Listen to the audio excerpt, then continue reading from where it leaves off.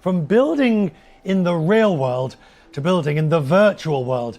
The Jordanian mobile game publisher Tamatan announced it's raised $11 million in funding from a South Korean game developer, Krafton.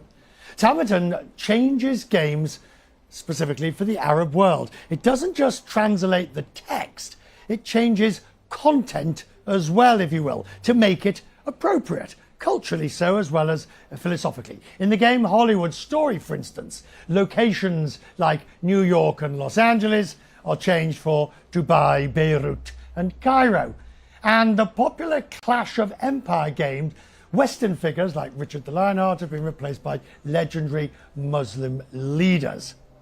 Hussam Hammer is the CEO of Tamatan and joins me now. This is fascinating. When we first talked about this and you told me how you do it, let me ask you, I mean, is it how detailed in terms of cultural differences do you have to get when you translate a Western game for the Middle East? Thank you so much, Richard, for the amazing opportunity. Culturalization is an important aspect of launching a game successfully in the Arabic market. Most of the people thought when we tell them that we are doing culturally relevant games is that they think that we are just translating games from English to Arabic. And most of the people also don't understand that we are like a huge, like the Arab market is a huge market. And at the same time, although we all speak Arabic, but there are a lot of cultural differences between all of these countries. Right. So you need to cater for all of these at the same time, but respect the small differences between them.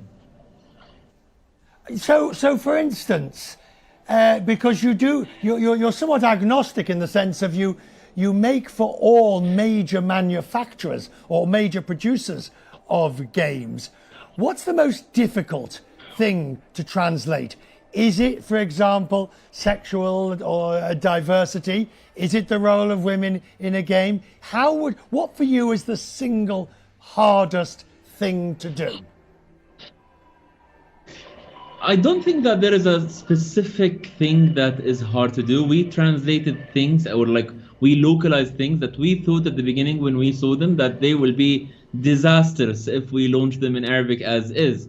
And to our surprise, in so many different cases, like we did not get like negative feedback about things that we thought are very negative in our initial perspective. That's because like gaming is very dependent on data analytics and data science, that you will need to test everything in the game before launching the game with a huge number of players and users. Just to see what triggers them and what clicks and what doesn't. And at the same time, I cannot recall a specific thing. Like we made like alcohol, wine to become grape juice. We made pigs to become sheep. We made harvesting wheat to make beer to make bread. But at the same time, that did not make the big differences in these games. I would say that community management and like speaking to the user is more important than that. So finally, I mean, isn't there a problem with it's very specific what you do and you're very successful and you've raised a good dose of money, but isn't there always the risk that the big game makers will do it themselves? They'll just simply say, why are we paying this guy and his company? We can do this ourselves.